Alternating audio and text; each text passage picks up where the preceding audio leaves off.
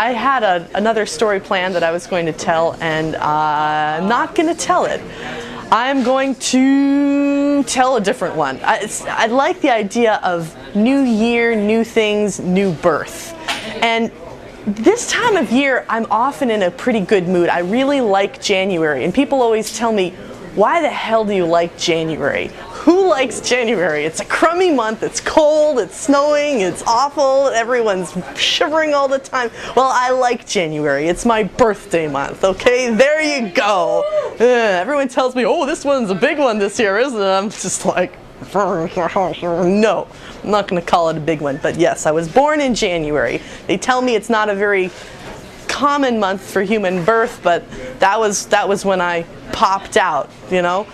January. It was a while ago. I'm not going to tell you how many years ago, but every time I see my mother this time of year, she usually takes me out to tea right around my birthday, and she likes to retell the story of how I was born.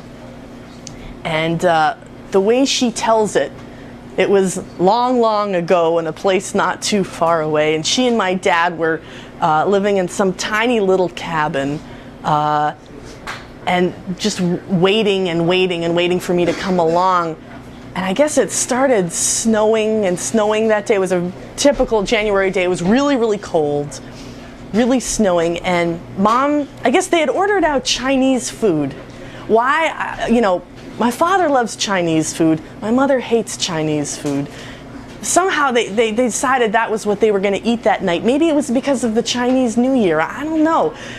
They started eating this food, and Mom starts getting sick to her stomach, and she barfs all over this little rug. And every year that my birthday, she goes, "Ah, you know, you ruined that little rug. I loved it. It was this little blue rug right in the bathroom. She barfed all over it. That was the end of the rug."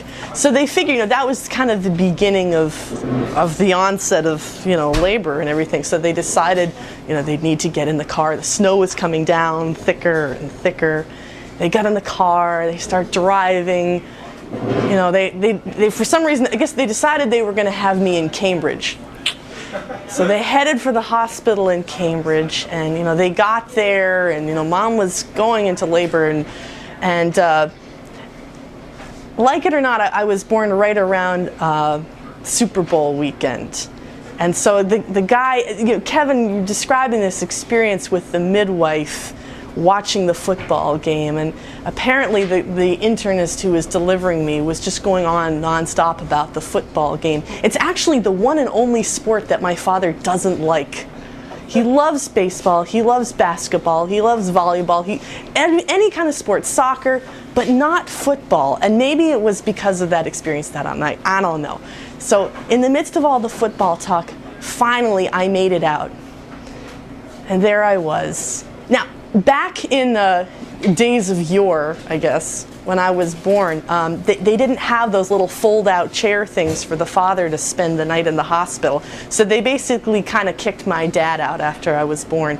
And he wandered through the snow, and he finally found a friend who took him in that night.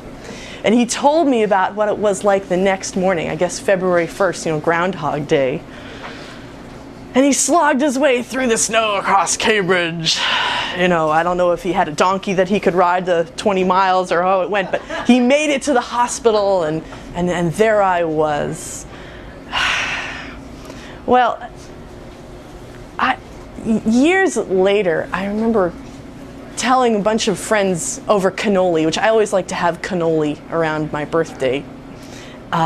We were all sitting around eating cannolis, and I was telling them about how, you know, while I had been a graduate student studying Celtic studies, I'd learned all about the significance of Groundhog Day, which in the old country is actually a really ancient and important holiday, Groundhog Day. It was sometimes called Imbolc, in the belly, because the goddess of the earth is pregnant with spring. And right at that moment, the end of January, the eve of February 1st, it's that halfway point between the winter solstice and the spring equinox. It's exactly halfway. It's that time when it's still flipping cold, but you see these little subtle signs of spring. One of them is that we have more light. It's no longer dark at 4 o'clock. You start walking around 4:35 and thinking, oh, you know, there's some light out. There's just something in the air. Still freezing, but more light. But also, this ancient holiday was also known as Oi Milk because that's the time of year when pregnant ewes start producing milk, hence Oi Milk. So the sheep, they're really important in there, so I figure, okay, the cannolis, that's kind of appropriate somehow to have some kind of a cheese type of thing going there, maybe lasagna.